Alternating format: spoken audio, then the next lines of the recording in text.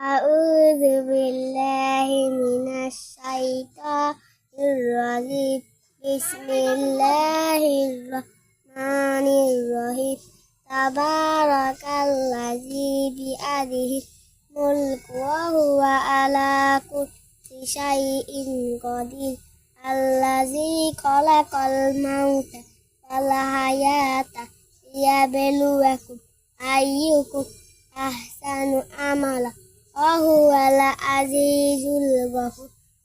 الذي خلق سبع سماوات طباقا ما ترى في خلق الرحمن من تفاوت فارجع البصر هل